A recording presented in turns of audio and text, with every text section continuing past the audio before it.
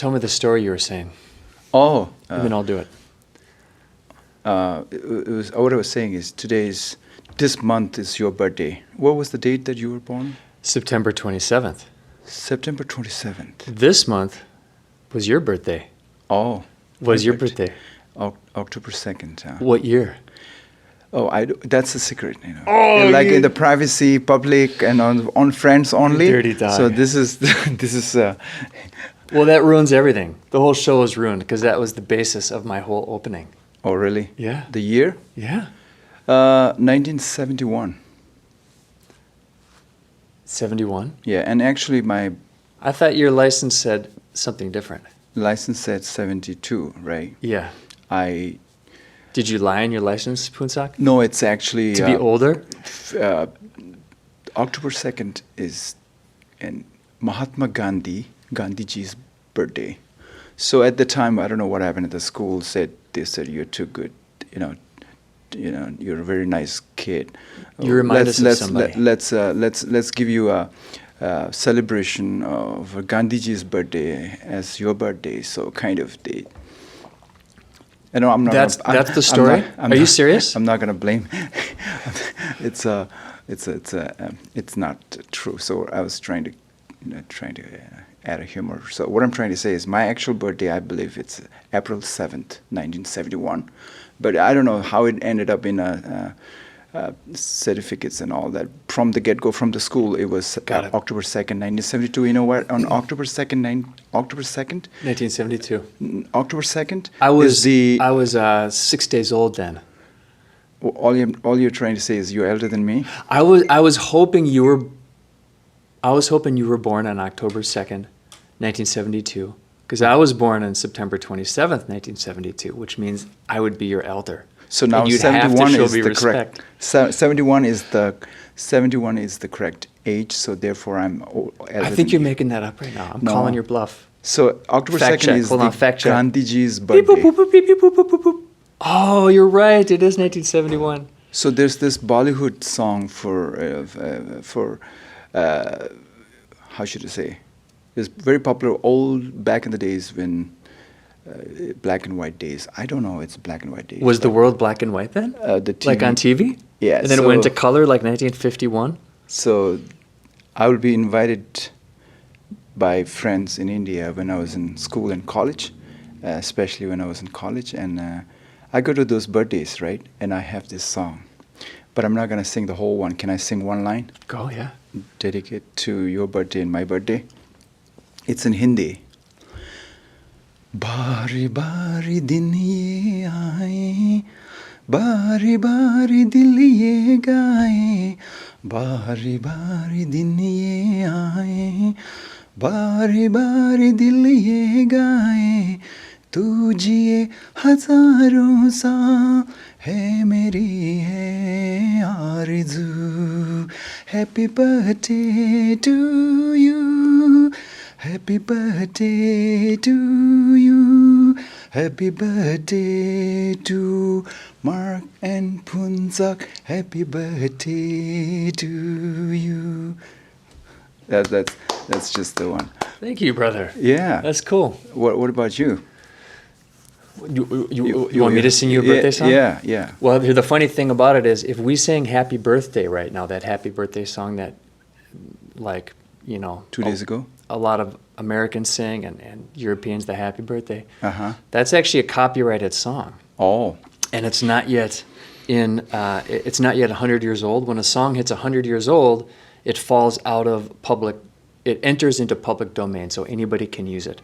Oh. But what a lot of people don't know about the Happy Birthday song is that if we sang it right now, we would have to pay royalties to the person that wrote it because it was written in like the 1930s or something. The crazy part is you said 100 years old, huh? Yeah, it has to be 100 years old? Yeah. People has to live 100 years to be able to use that song freely? Yeah. Man, I have to live 108 then. Yeah. To be able to use that song. So I'm not going to wait. No. But I just give my version, so it's not 100% copyright. It's just I added some change. Anyway, so... Well, it's our birthdays this month. It was both our birthdays this month. And what I'm kind of interested in is, I think one of our first conversations we had at the fitness club that we go to, where we met. And for some reason, I thought you were saying to someone there, "Yeah, I'm 58 or something like that." And so all this time, I've thought that you were like, so much older and wiser.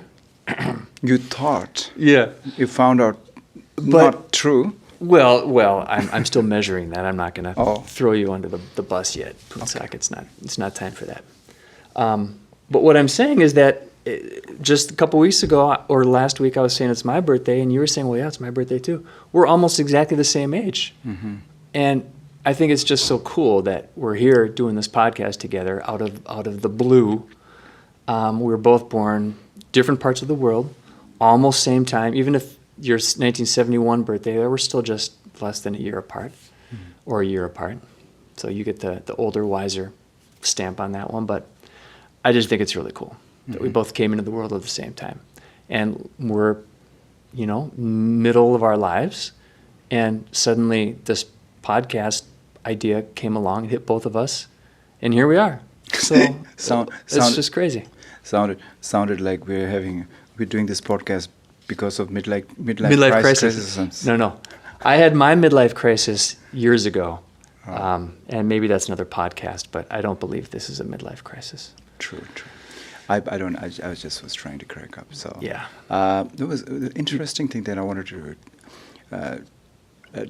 touch on this time, if you allow me so. Mm-hmm. Last time when we had a first podcast, this mic system and the audio system, the headset and all, it was echoing a little bit. Today I could hear very clear because this means we are improving in technology and all of that, right? So why I brought this up is because when we were doing the first podcast, I have to apologize to you because we talked about upbringing and our backgrounds. You were saying our hardware is different. I thought it was like, I don't know how it switched to hardware to software, and I was going on and on and on. And Hardware, on. So yeah. my apologies to you that I did not hear clearly, and then I just went off the tangent somewhere different, which I tend to do this often, so I apologize. I'm learning here with Mark, having this conversation to be better myself each day. Are we going to be apologizing to each other this whole entire podcast?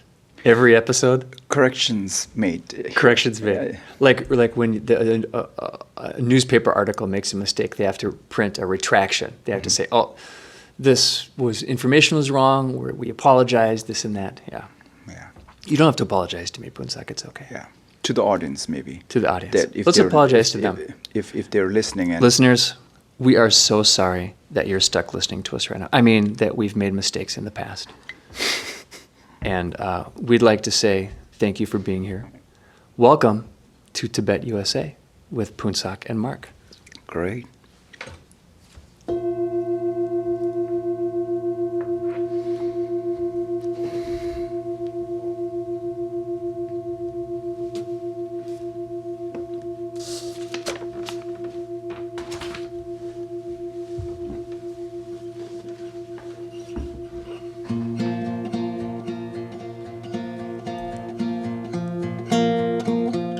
Yesterday, I changed it to Beatles. I wish.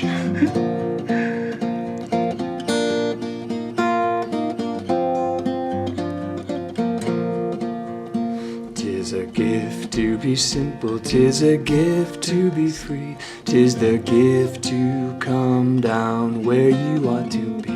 And when we find ourselves in the place just right, we'll be in the valley of love and delight. When true simplicity is gained, to bow and to bend we shan't be ashamed. To turn will be our delight, till turning we come round right.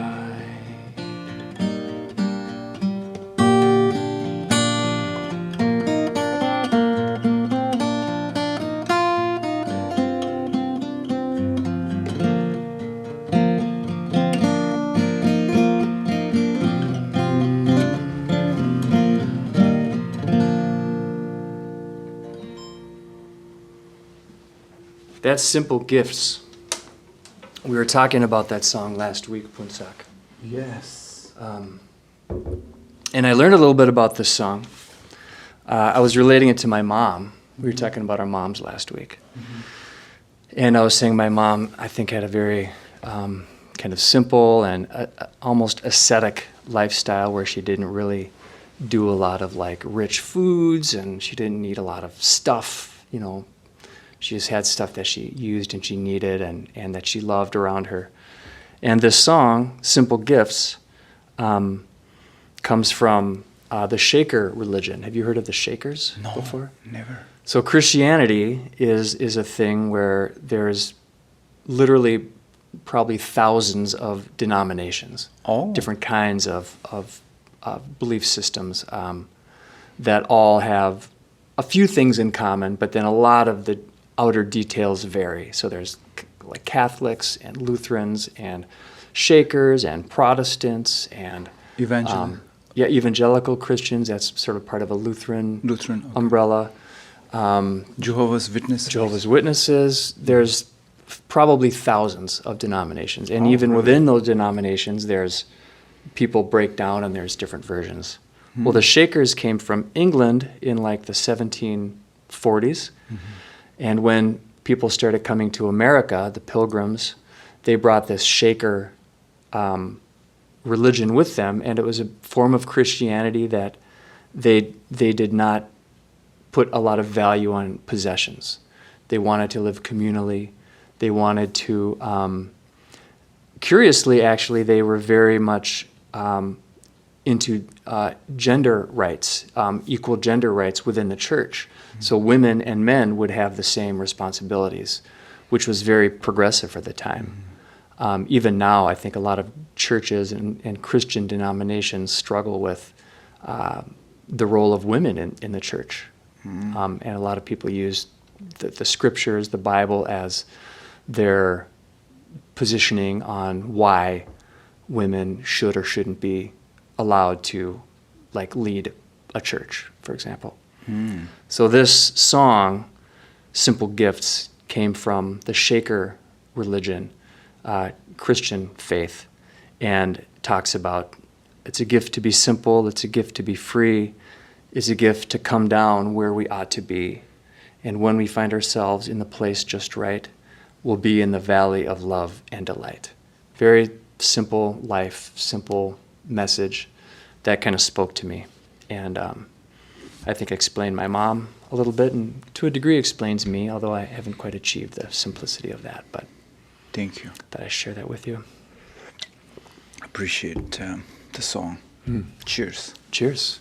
Yeah. And I was following your Spotify, your channel, YouTube, Key Trampoline. Yeah. Can you explain a little bit? I like the name, you do? Key Trampoline, and I like many of these musics that you have on your channel. Oh, thank you. And in fact, when I go to work and I listen on my commute, during the commute to work, it was good.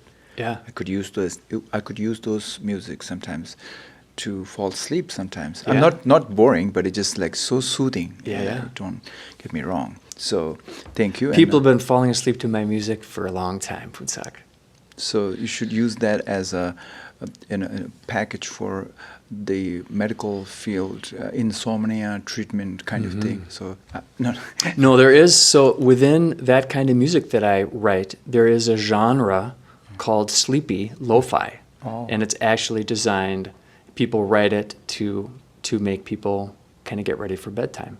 So that's part of what I do with that. Key Trampoline is a musical entity that I created for myself about 4 years ago to write mostly instrumental music and experiment with different genres in music, lo-fi, jazz, ambient music, which is people use as like meditation music a lot because it doesn't have beats in it. It has soundscapes that are created with like synthesizers or maybe your voice. It's very smooth, very soothing, calming music. And I've been writing and playing guitar songs, music, folk music, rock and roll, indie music since I was probably 17 or 18. And I came to a point where I was wanting just a total change. So I created this low-key trampoline moniker for myself, which is admittedly just dumb, but I thought everybody could spell it. Low key trampoline. Trampoline wasn't easy to spell it though. I just have Wasn't? to struggle. Maybe English is not my fault. Okay, yeah. So anyway, but trampoline. So part of that comes from, so low key, when we were kids, we were both kind of the same age. Did you ever call things low key? Like, we're just going to keep it chill, we're going to keep it really low key? Okay. So that's a common phrase for us growing up. The kids now use that as a different meaning. They use it as like, I'm going to get this wrong, I know, so my kids are going to be thinking I'm an idiot, but when they say something is low key, you know, like sus or low key, I don't even know how to use it, but they're using it in a way that's like, sort of like, like secret or like, I don't even know. Colin, please, if you're listening now and you can correct me, please do that. But I wanted to spin it and do it to the way I used to use that word low key. So I use it as chill, and then I paired it with trampoline, which is like not chill. It's like a total spaz device. You get on there and you jump and you're doing all kinds of crazy stuff. So I wanted to match the low key idea with the trampoline idea, saying I am chill, but I'm all over the place. I want to try all kinds of different things. So that's where low key trampoline came from. So yeah, thank you for listening to that. That's Thank you for explaining that. I was curious when I was doing the search on YouTube and Spotify, low key trampoline. yeah. Low key trampoline is only YouTube channel, right? No, I'm on all the streaming platforms like Spotify, Apple Music, Pandora, as low key trampoline, but also as myself, as Mark Schermacher. My folk music is on there too. But that's so hard to spell, Schermacher, and to pronounce. I wanted to provide a different option for releasing music for myself that didn't have any boundaries to it. I can do whatever I want. And I can work with a lot of different people from all over the world with instrumental music because the language barrier with lyrics doesn't get in the way. So I'm working with people with low-key trampoline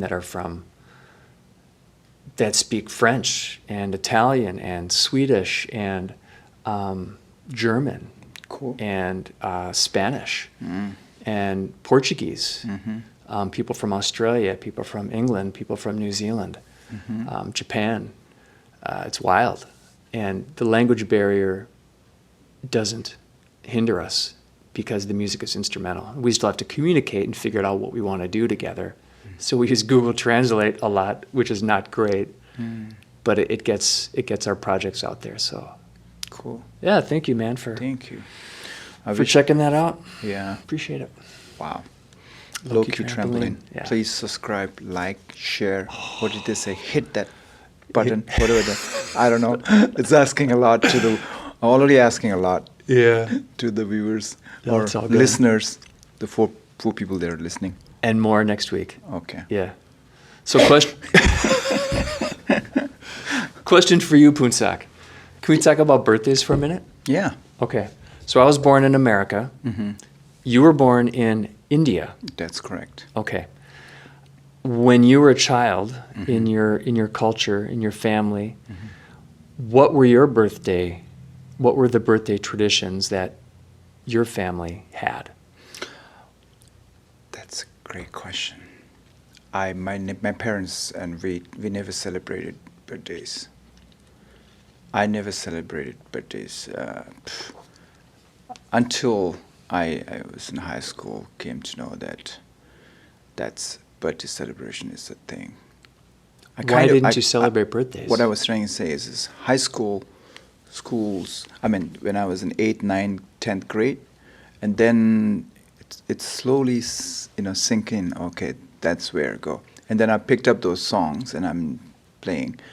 But myself, my own birthday, I forget, and parents didn't have time to celebrate.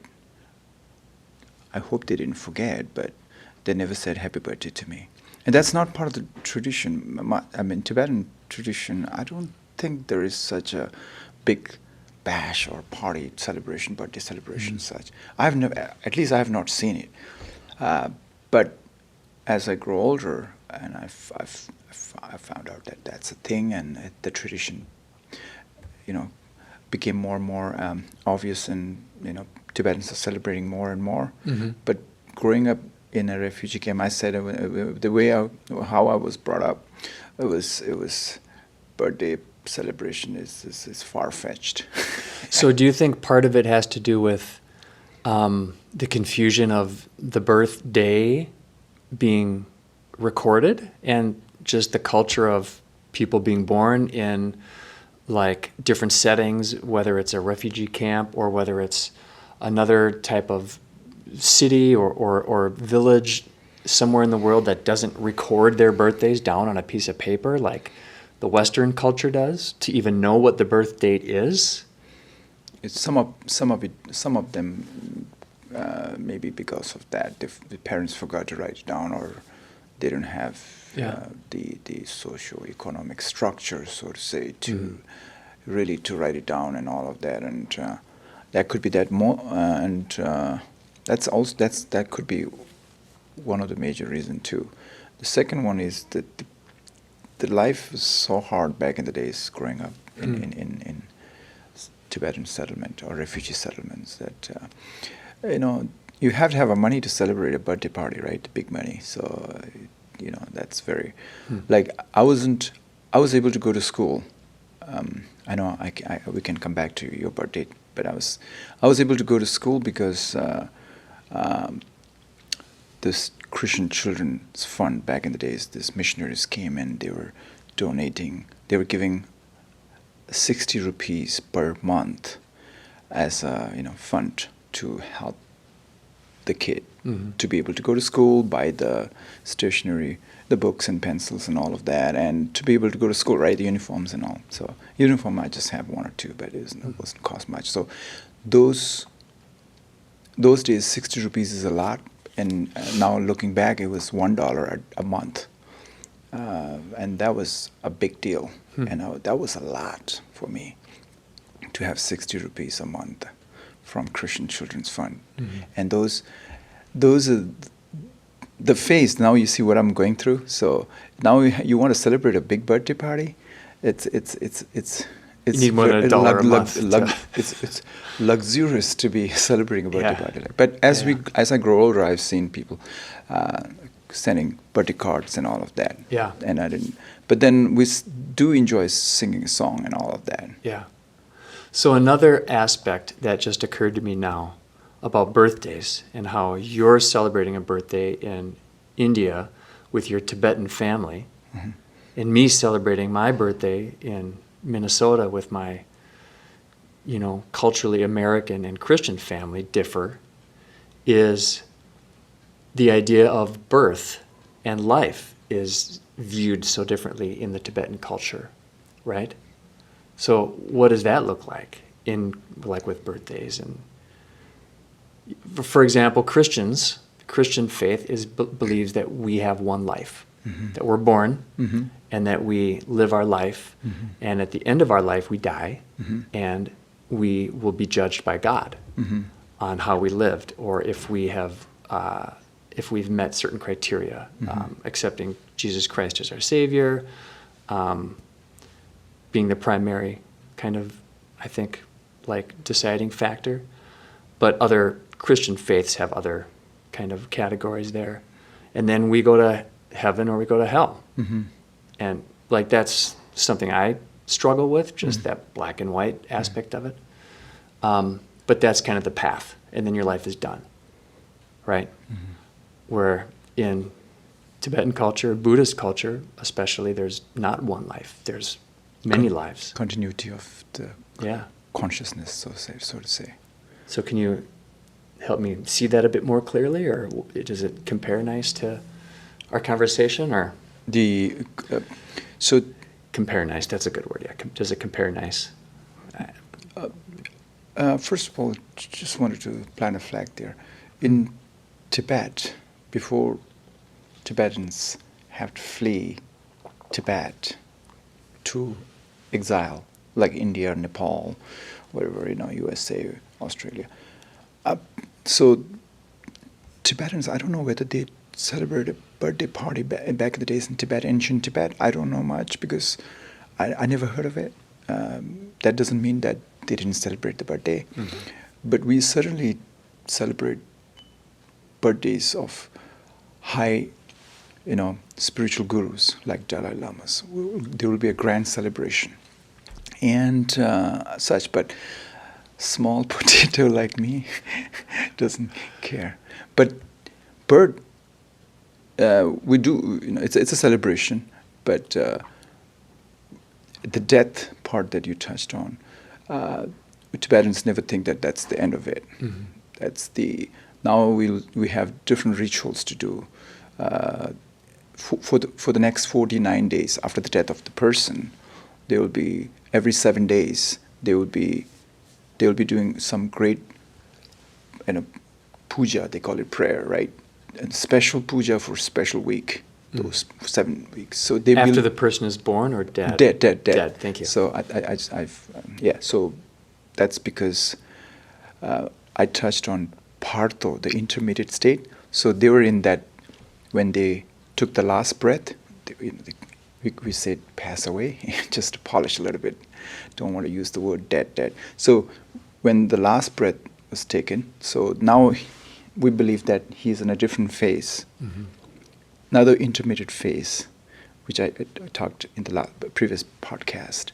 So that phase, till the until 49 days, the consciousness is lost, right? They will say that the appearances in our experiences is like something is dissolved. As the elements are dissolving, you will have different experiences. So not to get confused with those experiences, some great teacher or lama or Buddhist master will come and do the talking, read out that Tibetan Book of the Dead. Hey, now you are here, do not get lost, focus on this. So that's another meditative phase. Mm-hmm. So physically the person is gone. They're dead. Dead. Okay. Physically they're dead. But they're in a place. But their consciousness, their presence, their awareness still lingers, right? They think that, okay, am I dead? Why not? So do you know where that is? Where does that soul, is it a soul? Are we talking about souls? yeah, for the lack of a better word. Consciousness? Consciousness. Is there a place that Number Shaypa, we'd say. Number Shaypa. Shaypa is a different cognition. Mm-hmm. If we go into the... I was having a conversation with one of the psychologists from UK last time in Nepal.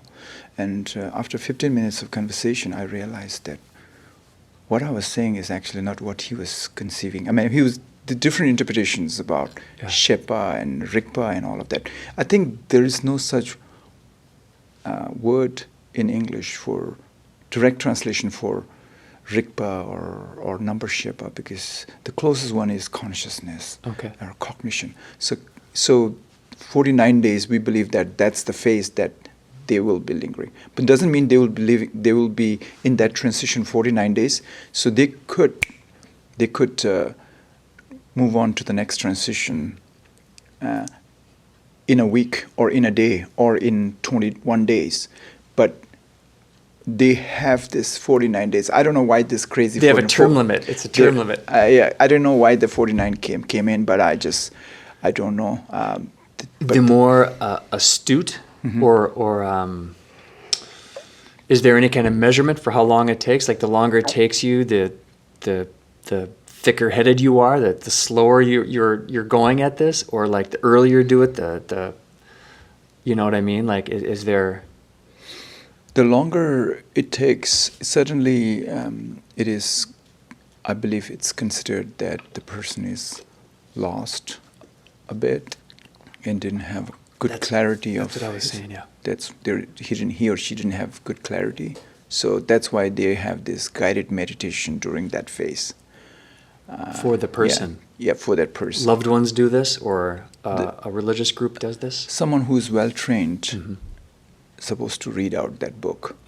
Or if I'm trained, I can read, and if you are really good trained, and you can read it out too. But you have to know what you're reading and how you're reading, because every intent or energy that you're imparting from reading that book to that guy to the deceased one, they're supposed to be listening to you. So is it following your helping them instruction. find their way, kind of?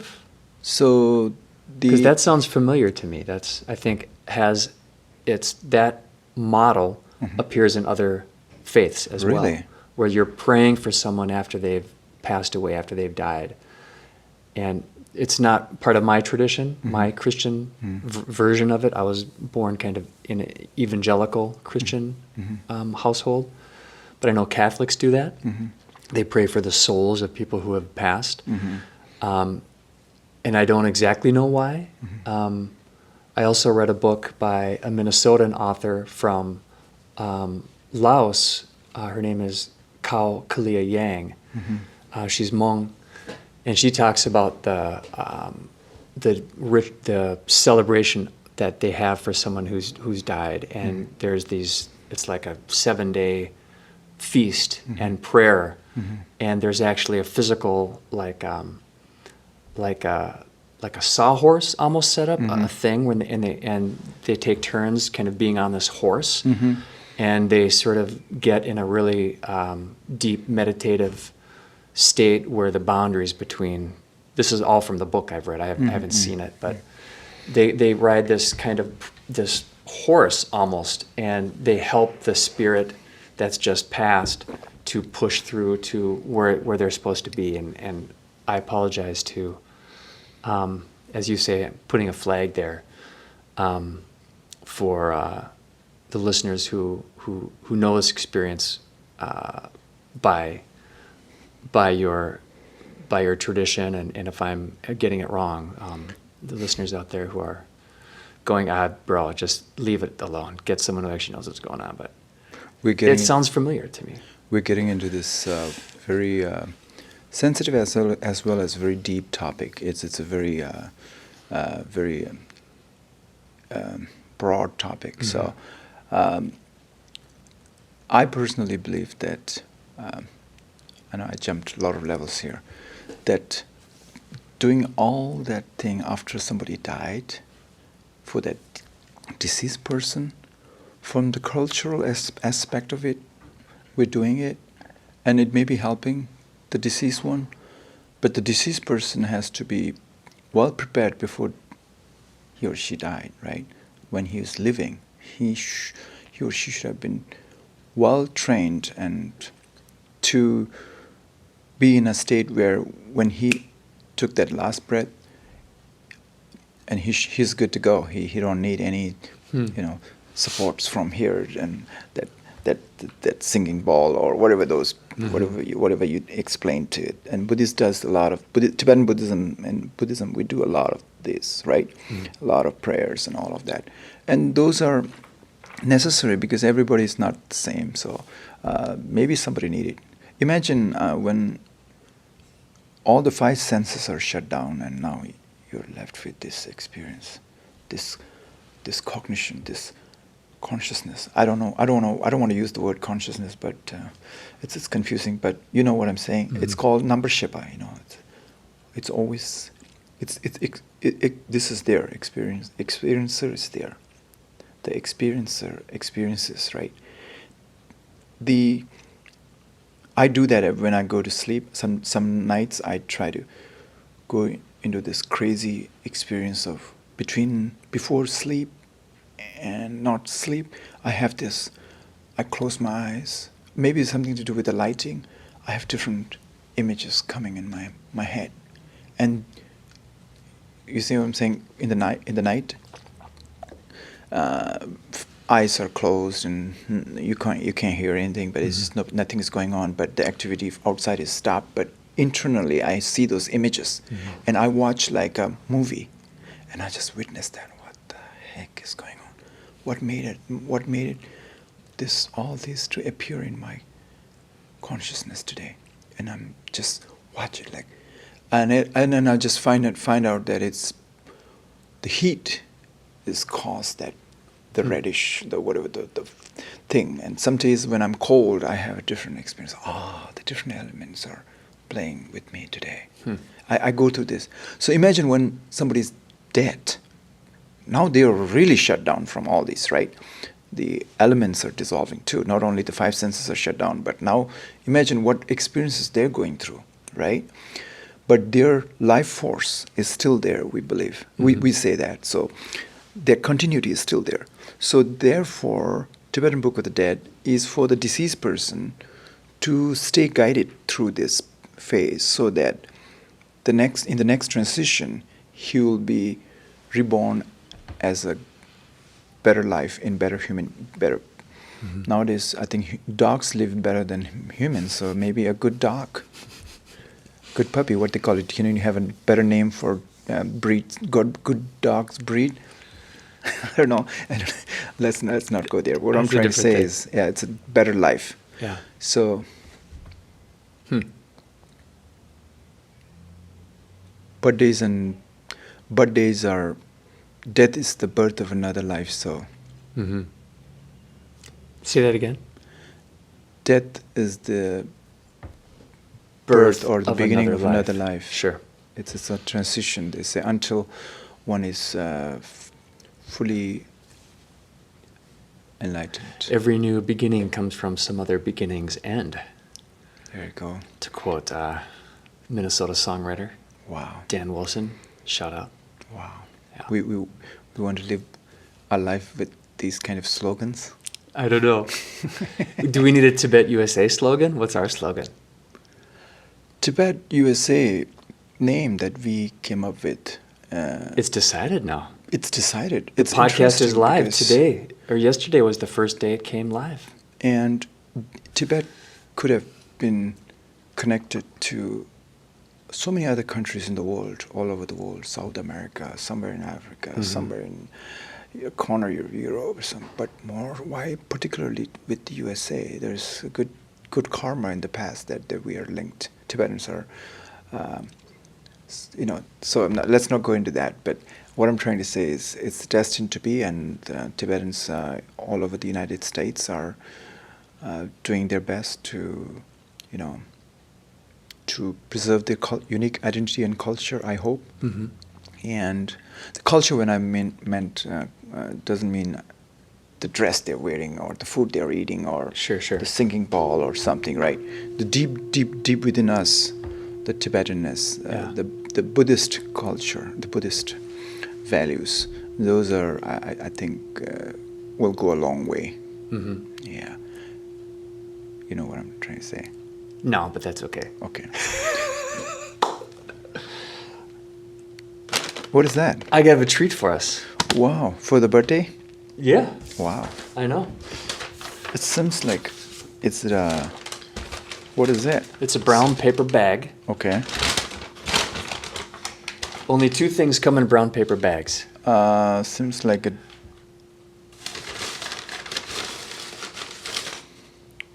donuts. Donut. Donuts. Wow. What do you think of donuts? Okay, cultural comparison. You grew up in India. I grew up in Minnesota. What was the first donut? You grew up in USA. I grew up in the USA, Yeah. in Minnesota, USA, which is in the Midwest. If you're listening somewhere else in the world, thank you for being here. Thank you for listening to Tibet USA. And if you don't know where Minnesota is, look at a map of America. It's smack dab in the middle.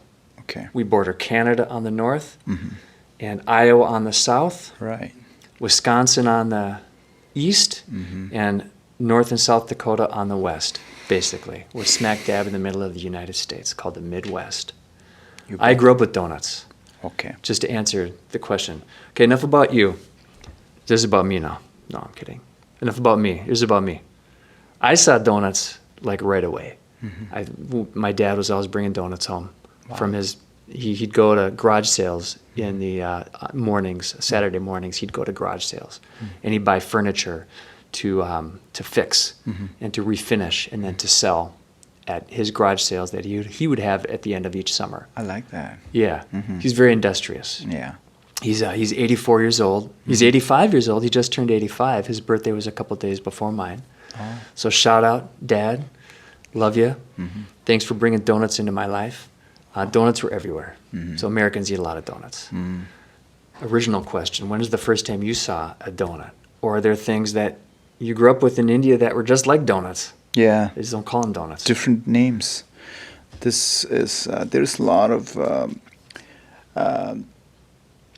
food or cake look like donuts in India, but they're called different names. If I say those names, it's all in Hindi, so it'll confuse my viewers. But Let's confuse I came them. to know They're already confused. There are 3 episodes in going, what are we doing here? Let's give them a reason to really just check out. Really? You Yeah. want me to go through all these sambusas, samosas, and all of those? Hey, I know what those are. Pakoras and all of that? Yeah, onion pakora. Yeah. Oh, We have that at the oh, you know those Indian place down the street, yeah. Okay. So donuts, it's a. I've seen donuts. I I'm tried. going to take a bite. Yeah.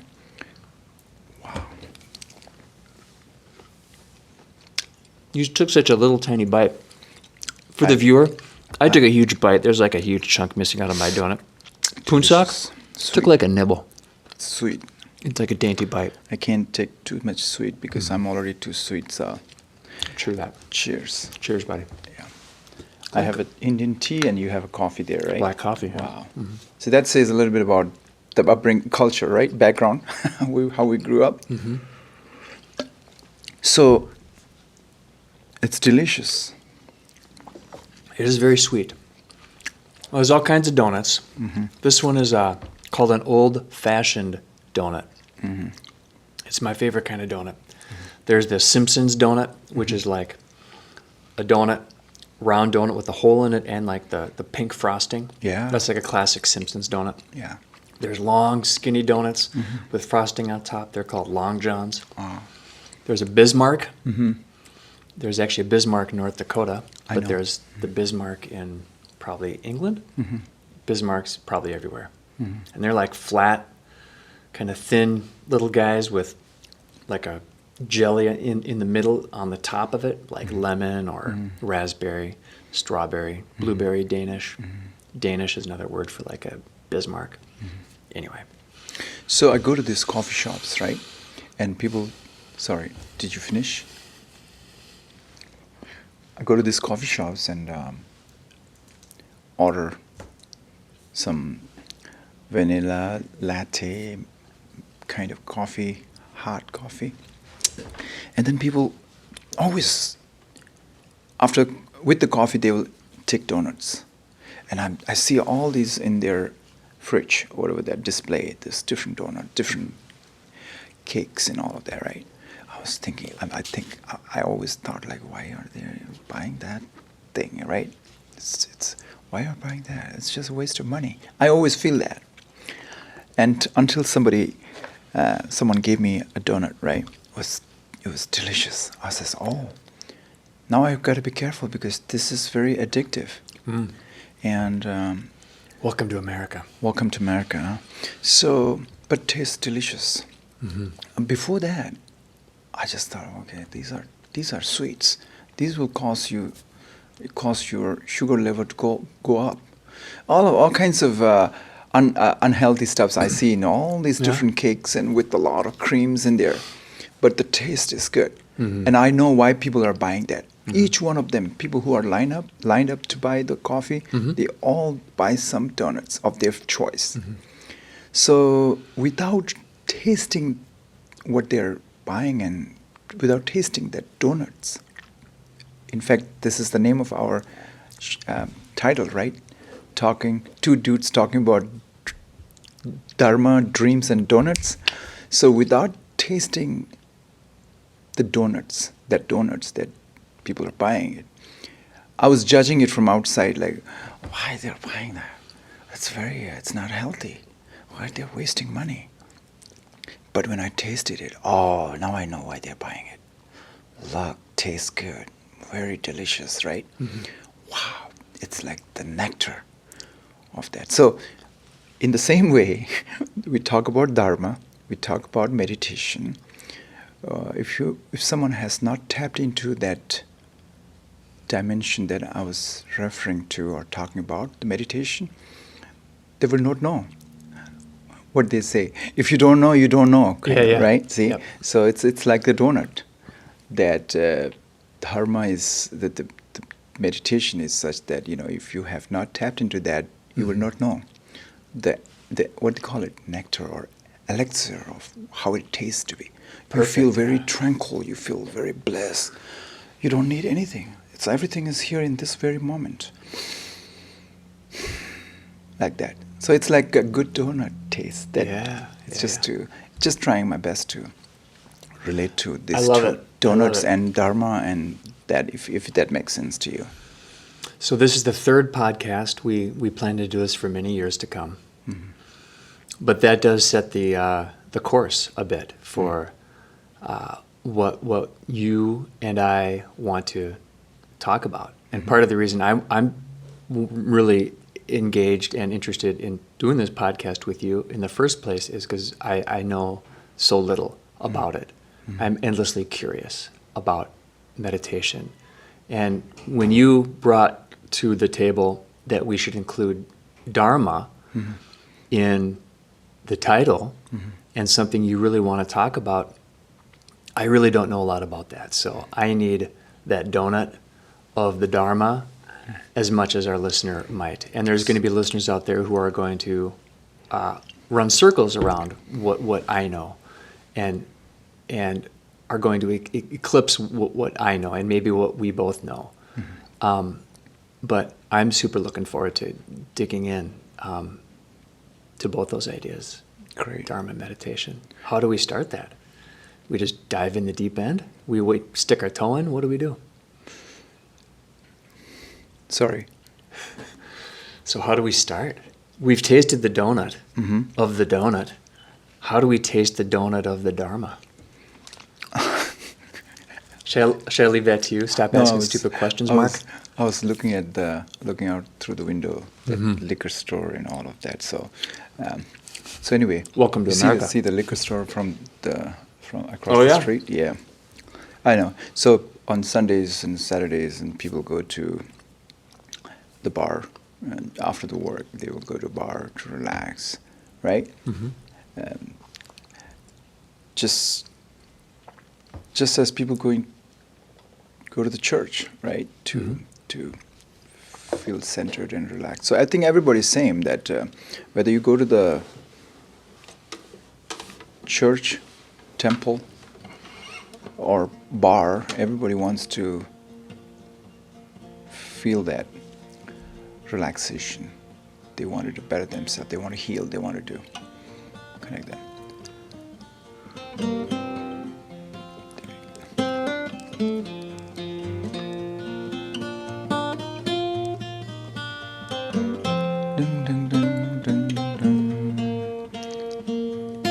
It's a gift of simple life.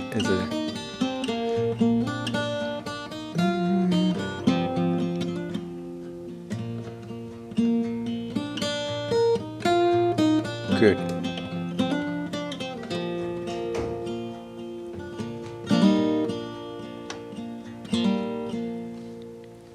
Thank you for sharing this moment with me.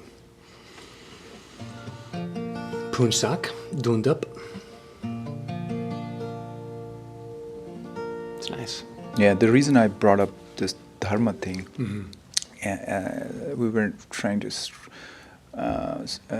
come up with a name.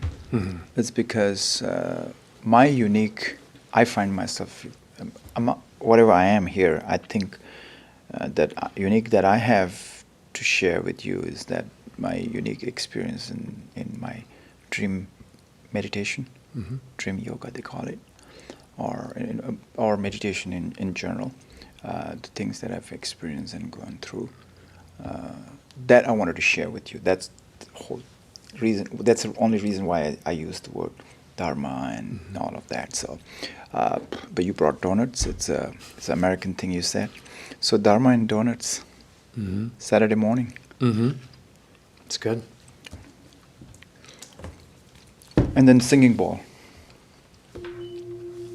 We used the other one. Yeah? Yep. So I have 7 different singing bowls of this size, big one. The small one is just a different one.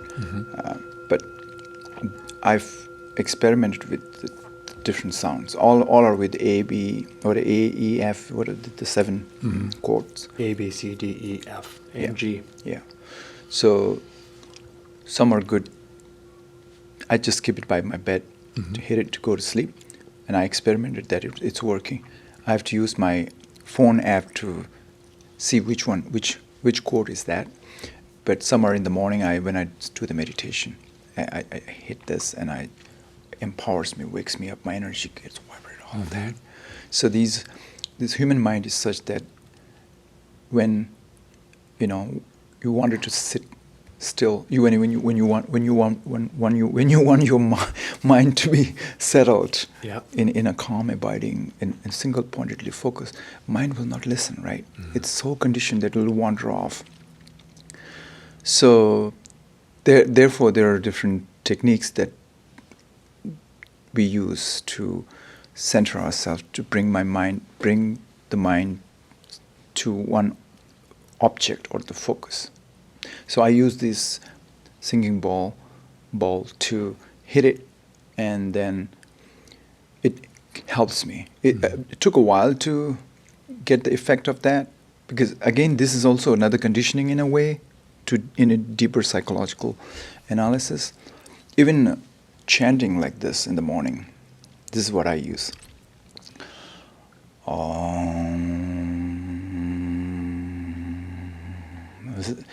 It's with the donuts in my mouth. So it's like a Om chanting. Om.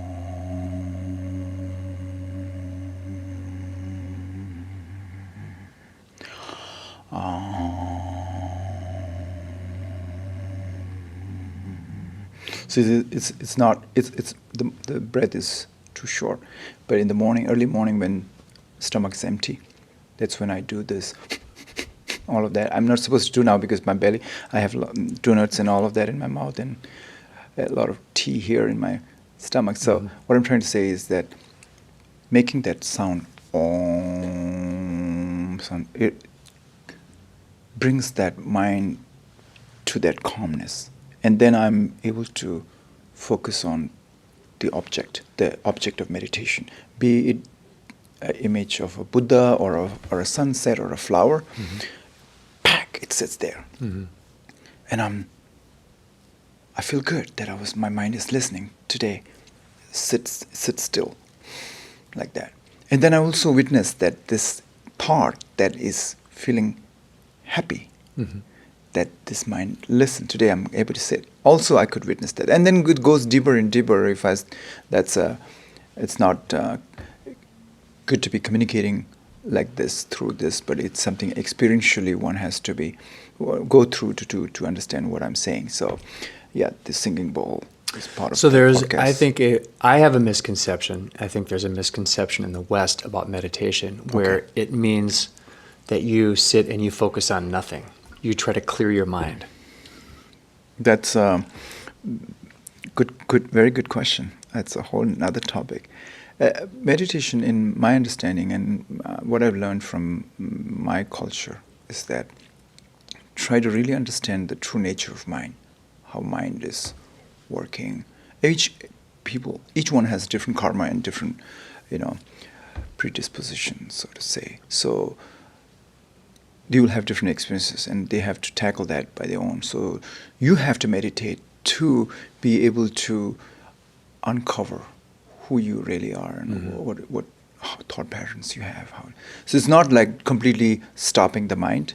You have to have a thought to stop the mind. The thought is another thought. Stopping another thought is never going to stop. That's what I believe. And I've experientially done that.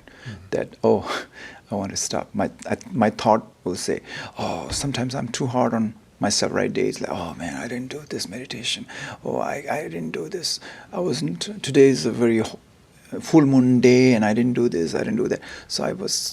And then I just sit quiet in the afternoon and say, okay, why I'm too hard on myself? It's all are in my mind. It's just telling that. So in the end, I'm able to sit quiet and be in sync with that dimension, which it's hard to describe, but that dimension is connected to everything and anything, but that dimension is it's not, it's untouched, but it's all connected. It's fully awake, fully alive, and that dimension is complete. That dimension is bliss, and in that dimension, I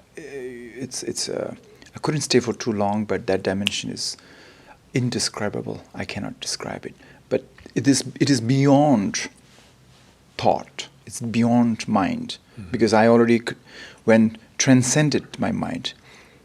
You see what I'm saying? So I touched that one, and that dimension is not just to be there, to reach that dimension and sit and have traffic run over and all of that, right? Yeah, that's a question. Yeah. Is what's the purpose? You said that the point isn't to be there in the state of meditation, right? Right. In this beautiful, blissful state.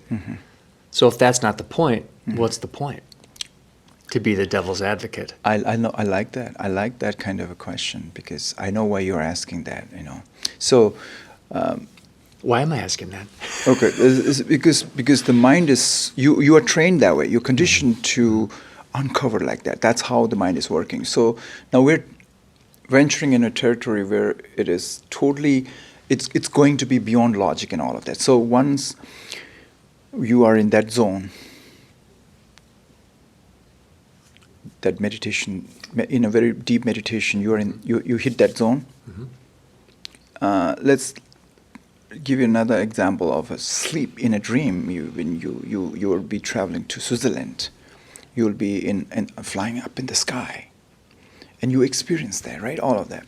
So the distance, you didn't go to Switzerland, but you were already in the Switzerland. You really feel you feel everything as if you are in real life. You are in Switzerland. So see, the space is already gone. The time and space, these two, you transcended that. If you get what I'm in trying a dream, to say. In that dream when you felt that, right? So there's no time, there's no space. You just like that, right? All of a sudden you're in sleep in a dream, and you're in Switzerland. So let's run back to the meditative state why you want to be there. So you transcended that. There's no space, there's no time, and I'm going a little deeper into that. So please. That's why we're here. Hold on. Hold on to your seat belts. Okay, I'm good. Put your seat belts on. So, and then you hit that zone, and then you sit there, and then see why you're born here, and why you're here. The projections that you have of the world and life surrounding you, you will see that it's actually coming from you. You created that. You see what I'm saying? Your mind, they call it karma, gives you that impression, this phenomenon, this existence, whatever you have. This is very subjective to you, because you have your own software thing. So it's giving you that.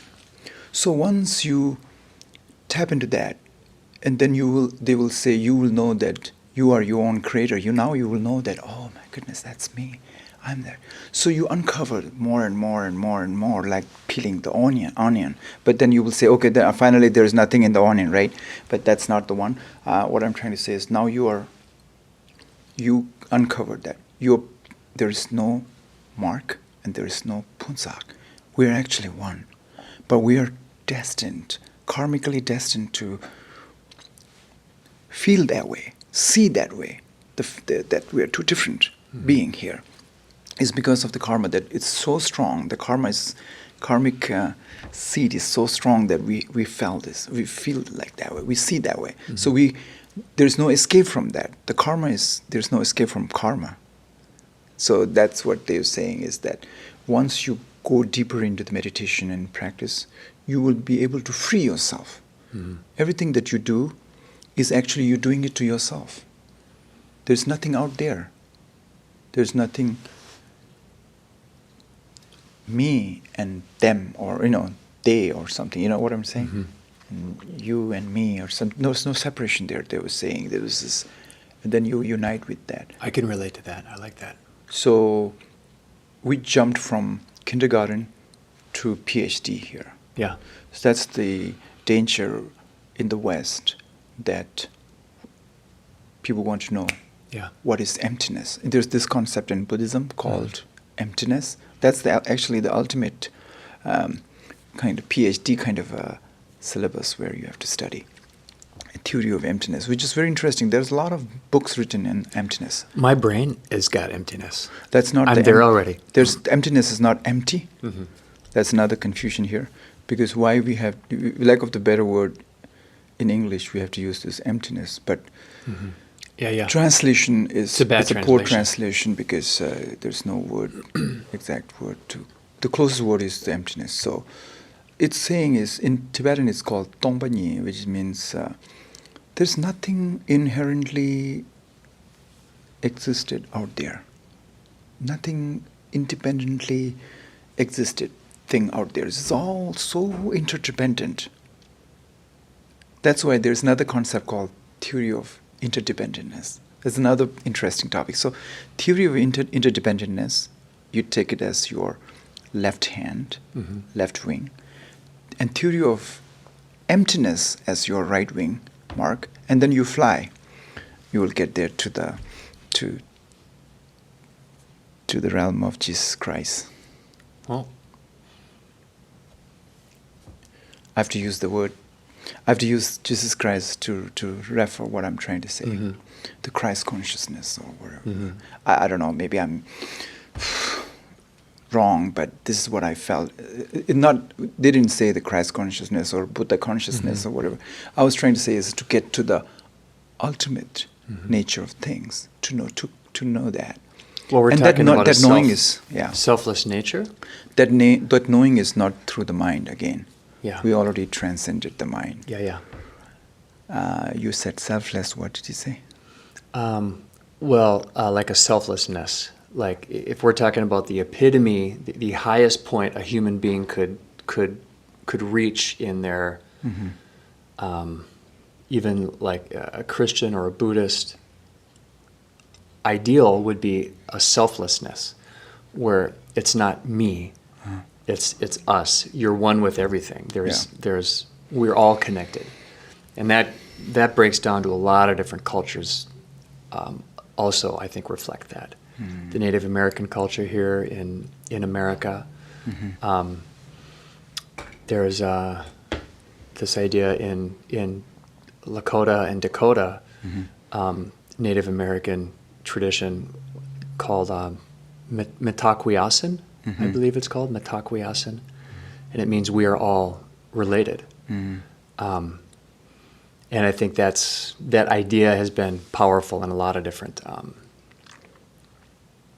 societies, cultures, faiths over the years. Even the Shaker tradition, going back to the beginning of our podcast today, they were living communally. They were sharing resources. They did not put men above women. Everybody was equal. They were also fairly celibate, which means that the Shaker communities died out because nobody was reproducing. They don't shake much, huh? They didn't shake much. They didn't enjoy the donuts. My apologies. Too much Dharma, not enough donuts.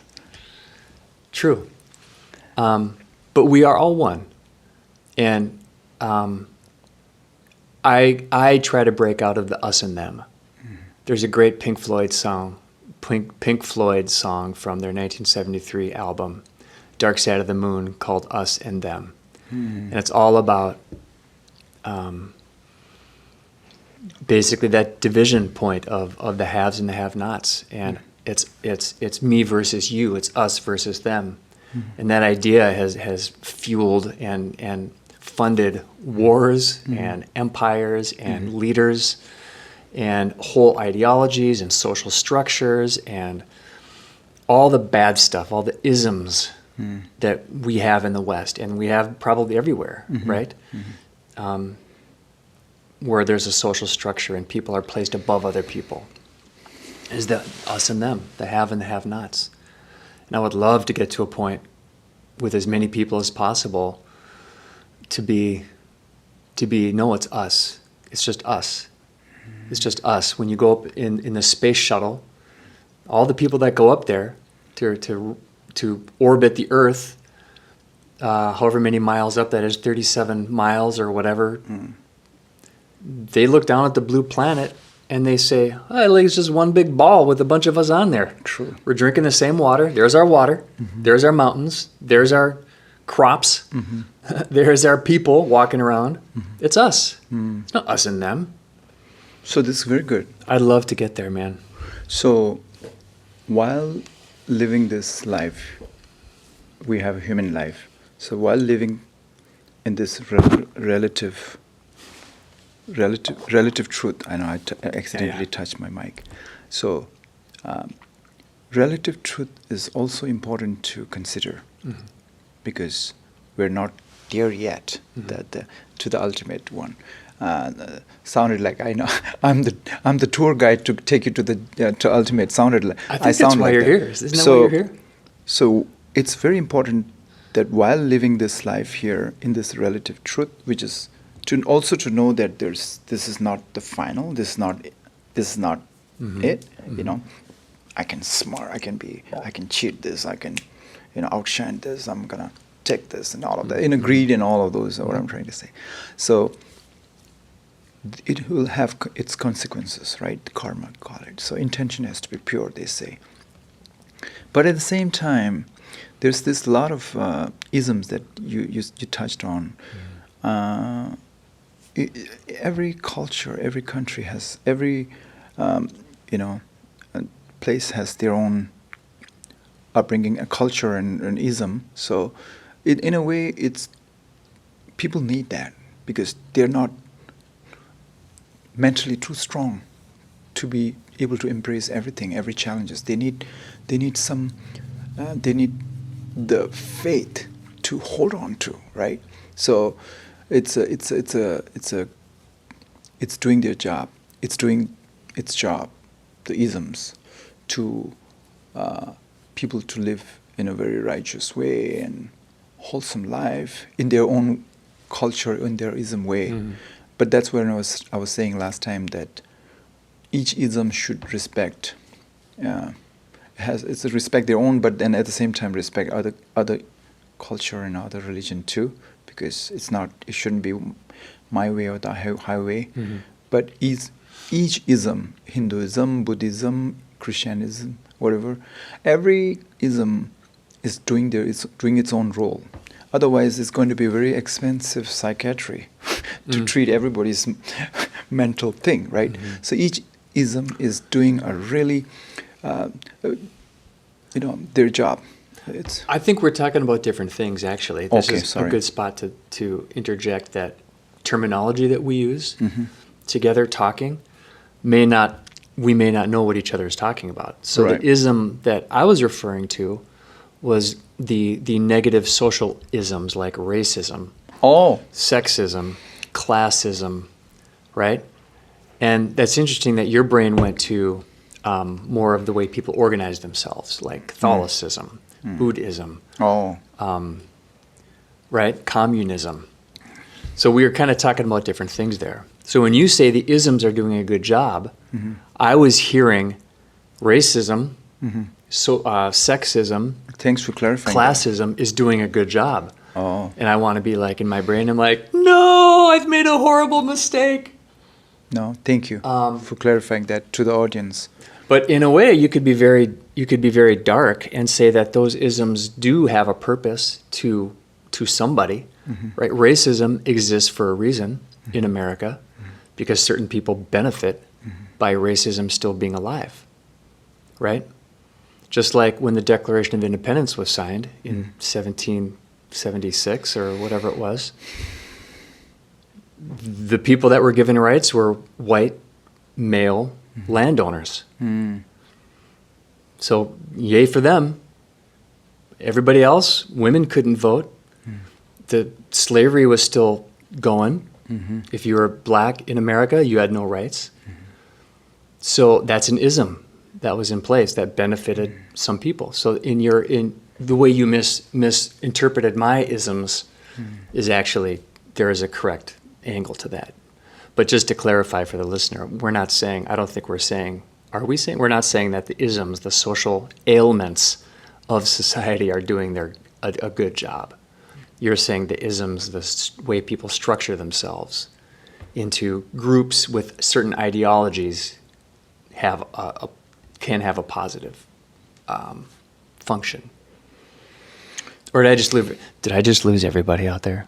Hello, are you still there? Don't hang up on us. Don't hang up. Don't hang up. I think we lost him. Really? I don't know. They're hiding back there. You said you wanted me to talk more this podcast? I think you got it.